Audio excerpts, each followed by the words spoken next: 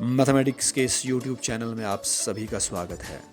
ये चैनल एक प्रयास है कि हम सभी अपनी आंतरिक क्षमताओं का सही आंकलन कर समस्याओं का समाधान ढूंढने में सक्षम है। Since there is no substitute to hard work, similarly in mathematics there is no substitute to practice work. So I request all of you to please keep on practicing and practicing. आज के इस video में हम बात करने जा रहे हैं permutation and combination. We have done introductory part of both permutations and combinations, and if you have missed those videos you can watch those videos by clicking the link. The link has been pasted in the description box. इस video के नीचे जो description box है उस पर link paste किया गया है। Permutation simply it is an arrangement और कॉम्बिनेशन इट इज सेलेक्शन।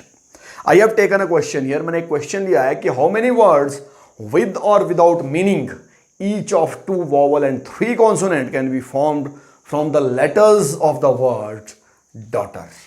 कि ये वर्ड है daughter, daughter में जितने भी लेटर्स हैं उन लेटर्स का इस्तेमाल करके हमने इस्तेमाल कैसे करने हैं, 2 वॉवल लेने हैं और 3 कॉन्सोनेंट लेने हैं। हम कितने पॉसिबल इस तरह के वर्ड्स बना सकते हैं।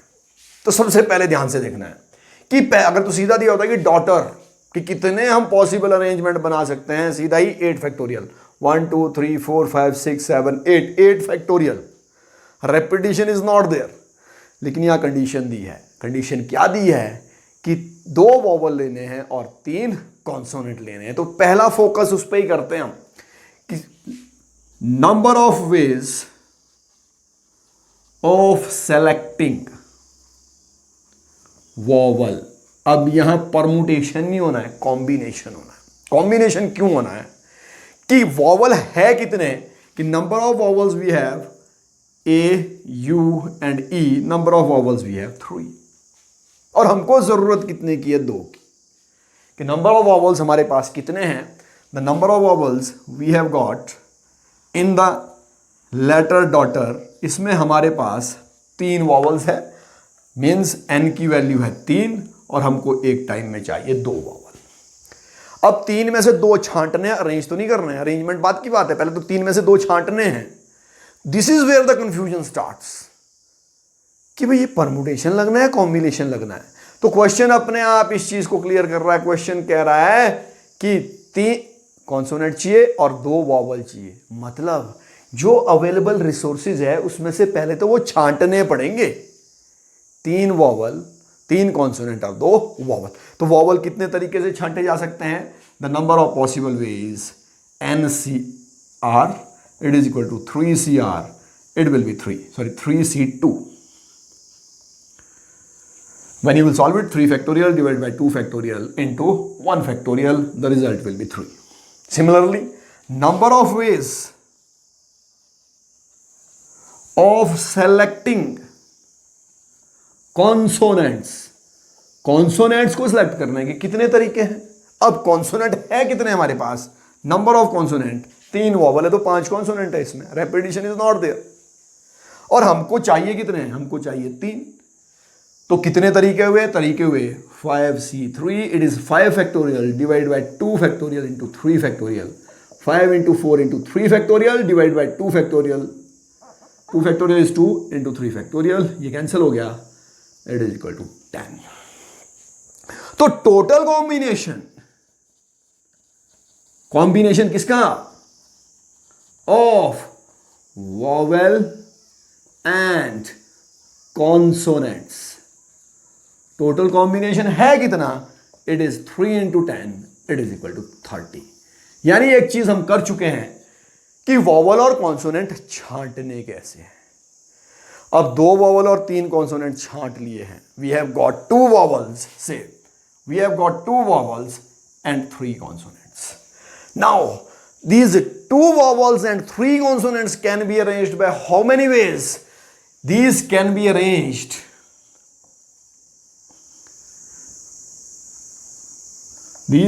arranged by 5 factorial ways।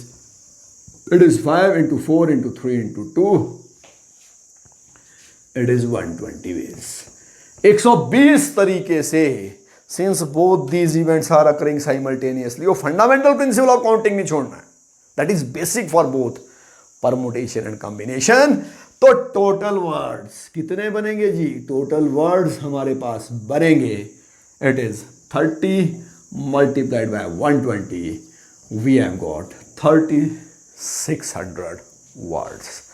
तो यहाँ ध्यान देना है कि यहाँ कॉम्बिनेशन भी लग रहा है क्वेश्चन में और साथ में permutation. Let us take few more questions from miscellaneous exercise of NCERT book. ये क्वेश्चन कह रहा है कि we have 9 boys and 4 girls और इसमें से हमको कमेटी बनानी है 7 लोगों की. 9 लड़के हैं और 4 लड़कियां हैं.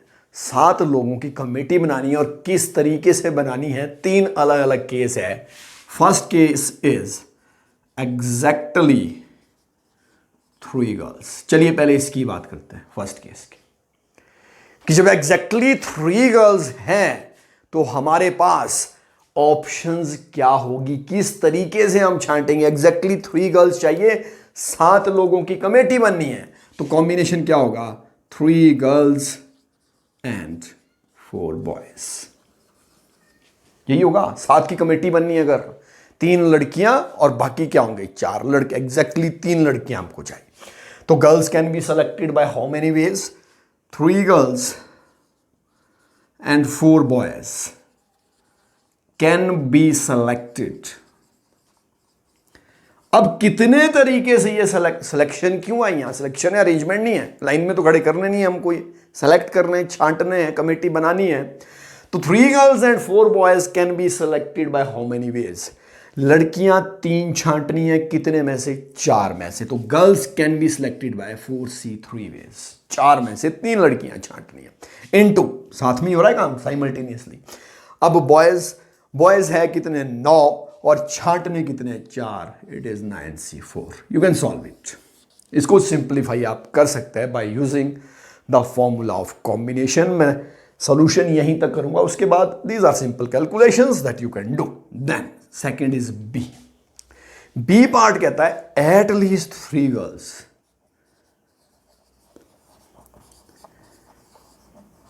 अब एट लीस्ट 3 गर्ल्स में केसेस क्या क्या बनते हैं, गौर से देखना जी. एट लीस्ट 3, कम से कम 3 लड़कियां, मतलब 3 होगी या फिर 4 होगी या फिर 5 होगी, लेकिन 5 नहीं हो सकती है. क्यों? क्योंकि टोटल गर्ल्स ही 4 है.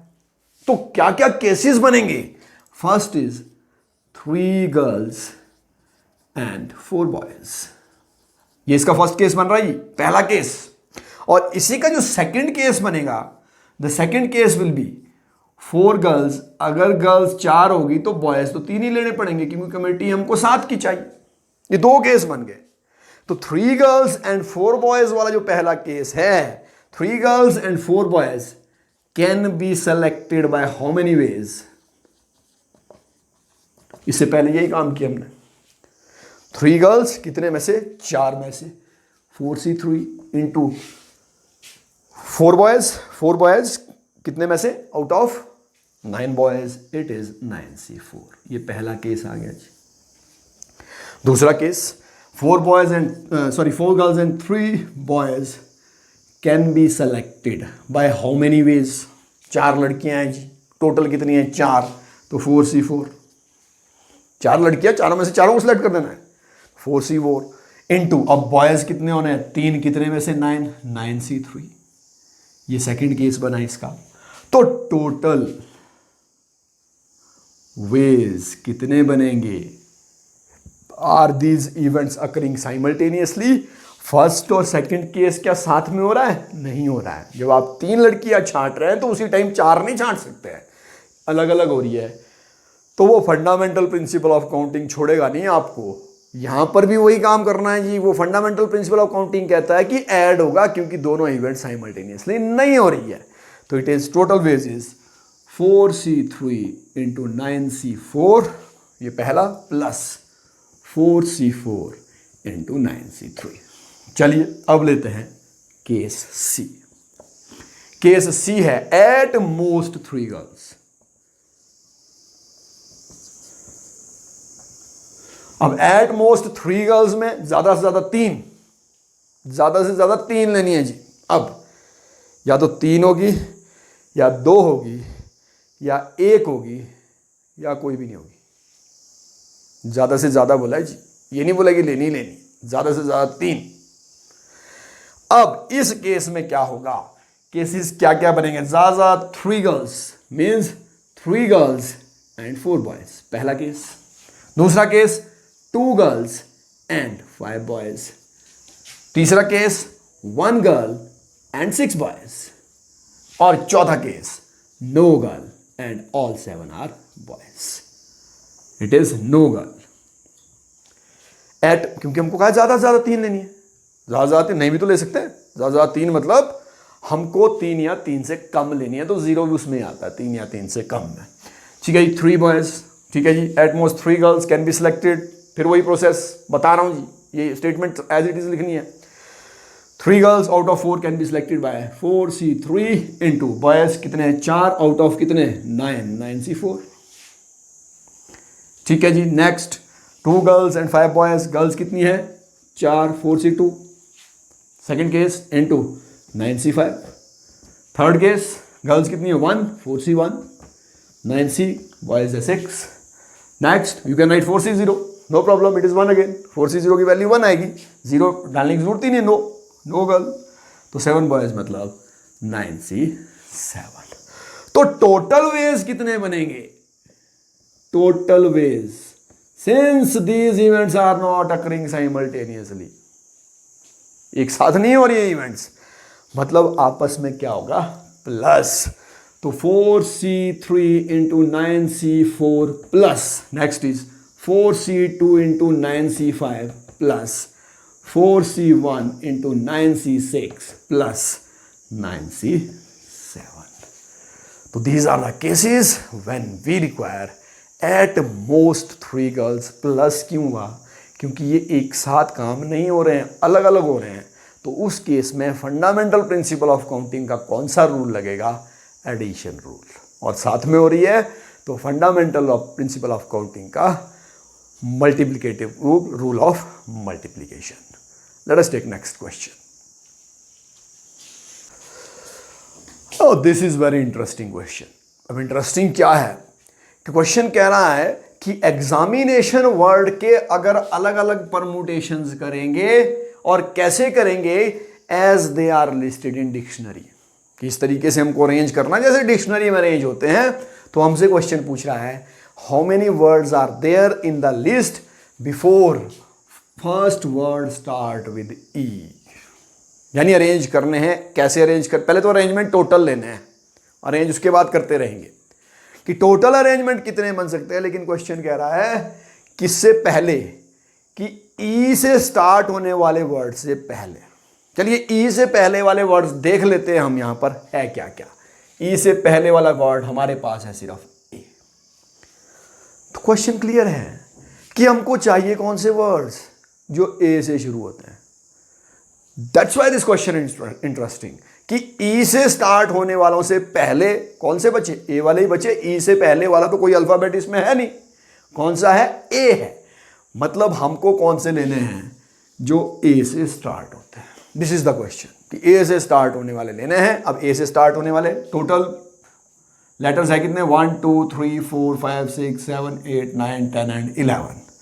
ठीक है जी, 1 2 3 4 5 6 7 8 9 10 एंड 11। यानी अब अरेंजमेंट हमको करना कितनों का है, 10 का। एक तो फिक्स कर दिया, ए हमने फिक्स कर दिया। अब इसमें देखना है रेपिटेशन। प्रोसेस वही है, परमुटेशन ही मांग रहा है जी, क्लियर लिखा है परमुटेशन, कॉम्बिनेशन की टेंशन ही खत्म हो गई। रेपिटेशन के लिए देखना, ए को छोड़ के, ए फिक्स हो गया जी। ए अगर 3 होंगे तभी रेपिटेशन देखना है। ए के हमने फिक्स कर दिया है, अब ए में रेपिटेशन नहीं है क्योंकि ए तो फिक्स है, दिस इज फिक्स। इसके बारे में तो सोचना ही नहीं हमको, बाकियों के बारे में सोचना है। इस ए को हमने फिक्स कर दिया, अब बाकी ए के अलावा। ठीक है जी, रेपिटेशन इज n 2 टाइम्स। और उसके अलावा we have got I 2 times. तो टोटल परमुटेशंस कितने बनेंगे? Total permutations it is equal to, total permutation हमारे बनेंगे कितने? इसको नहीं, ए को भूल जाना है। क्यों भूल जाना है? ए तो फिक्स कर दिया, ए वाले ही सारे लेटर आने हैं, सारे अल्फ़ाबेट जितने भी लेटर्स आने हैं, जितने भी वर्ड्स आने हैं, इनफैक्ट वो वर्ड्स कहाँ से आने हैं? जो ए से शुरू होंगे। तो it is 10 factorial divided by the repetition 2 factorial into 2 factorial. Further you can solve it by using the formula of the combination. अगला क्वेश्चन लेते हैं। इस क्वेश्चन में, एक एग्जामिनेशन में, एक क्वेश्चन पेपर में 12 क्वेश्चंस हैं और 12 क्वेश्चन कैसे हैं कि 2 पार्ट में डिवाइड हुए हैं। फर्स्ट पार्ट में 5 है और सेकंड पार्ट में 7 क्वेश्चन है। कि we have got 2 parts, first part and second part. और फर्स्ट पार्ट में टोटल क्वेश्चंस कितने हैं? Total questions are in first part 5 and in second part 7। अब क्वेश्चन हमसे कह रहा है कि a student is required to attempt 8 questions, 8 question attempt करने। और क्वेश्चन कह रहा है कि selecting at least 3 from each part, हर एक से 3 लेने। यानी क्वेश्चन कह रहा है कि 5 क्वेश्चन फर्स्ट पार्ट में है, 7 सेकंड पार्ट में, और कम से कम 3 क्वेश्चन हर पार्ट में है। तो स्टूडेंट कितने तरीकों से क्वेश्चंस को सिलेक्ट कर सकता है? देख लेते हैं पहले कि स्टूडेंट कितने तरीके से पहले क्वेश्चन अटेम्प्ट कर सकता है। सिलेक्शन उसके बाद की बात करते हैं कि अटेम्प्ट कितने तरीके से कर सकता है। कि अगर ऑप्शंस क्या है, उसके बाद ऑप्शंस है, वो ले सकता है 3 फ्रॉम फर्स्ट पार्ट। अगर 3 उसने पहले पार्ट से लिए हैं, उसको क्वेश्चन करने कितने हैं? उसको टोटल क्वेश्चन अटेम्प्ट करने हैं 8 क्वेश्चंस। तो दूसरे से कितने लेने पड़ेंगे? 5। कम से कम 3 तो लेने ही लेने हैं एक पार्ट से। अब अगर इससे 4 लेता है तो दूसरे से 4, अगर इससे 5 लेता है तो दूसरे से 3। अब इससे 2 तो नहीं हो सकते हैं, क्योंकि इससे भी कम से कम 3 उसको सेलेक्ट करने हैं, 3 क्वेश्चंस अटेम्प्ट करने हैं इनफैक्ट। तो ये ऑप्शन उसके पास है। तो it means this selection can be done by attempting first part, पहला पार्ट, ए नहीं इसको फर्स्ट कह लेते हैं, 3 questions from part 1 and 5 questions from part 2। ये first case. Second case, 4 questions from part 1 and 4 questions from part 2। Third case, तीसरा case ये बनेगा कि 5 questions from part 1 and 3 questions from part 2। ये 3 केस बनने। चलिए 1 by 1 एक एक केस को डिस्कस करते हैं कि पहले से 3 क्वेश्चन लेने हैं, दूसरे से 5, टोटल है कितने? तो पहले पार्ट को कितने तरीके से सिलेक्ट कर सकते हैं? 5C3 into this is 7C5, 7 में से 5 फर्स्ट केस। अब 4 लेने हैं, 5 में से 4, 5C4 इंटू वहां 7 में से 4, 7C4। देन थर्ड केस, तीसरा क्या बना? This is 5C5 into next is 7C3, 7C3। अब since these events are not occurring simultaneously, एक साथ बिल्कुल नहीं हो रही है, 1, 2 एंड 3 एक साथ नहीं हो रही है, अलग अलग हो रही है। तो फंडामेंटल प्रिंसिपल ऑफ काउंटिंग का कौन सा रूल लगेगा? Addition rule. तो what we will say, total ways of selecting questions कितने हुए जी? टोटल वेज क्वेश्चंस को सिलेक्ट करने के कितने हो गए? This is 5C3 into 7C5 plus 5C4 into 7C4, 5C4 into 7C4 plus, and the third case is 5C5 into 7C3। Let us take next question. ये क्वेश्चन कह रहा है कि 25 स्टूडेंट्स की एक क्लास है और उसमें से 10 छांटने हैं एक एक्सकर्शन पार्टी के लिए, लेकिन 22 में से 25 में से कितने छांटने हैं? 10। लेकिन 3 स्टूडेंट्स ऐसे हैं, 3 बड़े खास दोस्त हैं, वो ये कहते हैं या तो हम तीनों जाएंगे, तीनों ज्वाइन करेंगे, या तो ज्वाइन नहीं करेंगे। मतलब अगर ऐसी स्थिति है, उस स्थिति में एक्सकर्शन पर जाने वाले स्टूडेंट्स को हम कितने तरीकों से छांट सकते हैं? चलिए पहला केस लेते हैं। First case, when all 3 will join. अब जब तीनों को ज्वाइन करो, देखिए क्वेश्चन बड़ा क्लियर है कि 25 में से 10 ले जाने हैं, लेकिन 3 स्टूडेंट ये कहते हैं या तो तीनों को ले जाइए, तीनों ज्वाइन करेंगे, या तो तीनों ज्वाइन नहीं करेंगे, यानी 2 ही केस बनेंगे।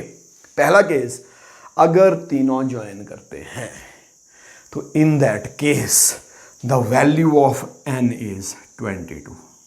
ऐसा क्यों हुआ?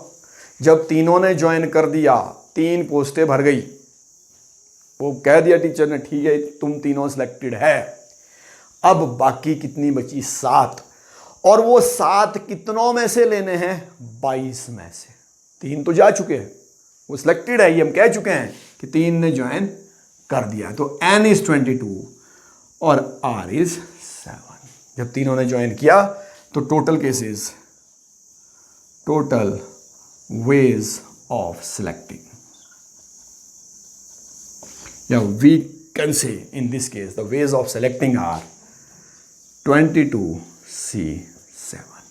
और क्वेश्चन को यहीं पे मत छोड़ना, you have to complete this. कि अगर मैंने यहाँ छोड़ा इसका मतलब ये नहीं है, ये इसलिए छोड़ा है कि सिंप्लीफिकेशन, कैलकुलेशन सिंप्लीफाई आप कर सकते हैं।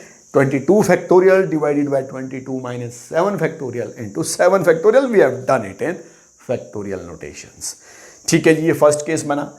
Second case, if all 3 will not join.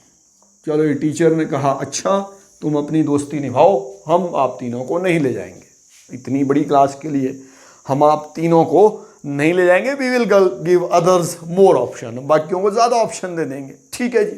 अब उस केस में क्या हुआ? उस केस में वो 3 तो फिर हट गए, 3 हट गए जी। अब n की वैल्यू 22 ही रहनी है कि छांटने 22 में से ही। अब जब पहले 3 आगे थे तब भी 22 में से ही छांटने थे, अब 3 चले गए हैं, छांटने 22 है, लेकिन इस बार 22 में से छांटने कितने हैं? 10। पहले तो 7 ही छांटने थे क्योंकि वो 3 आगे थे, इसमें से इस बार 22 में से कितने छांटने हैं? 10। तो ways of selecting will be, ways of selecting it is equal to 22C10। So total ways, so excursion party can be chosen by how many ways?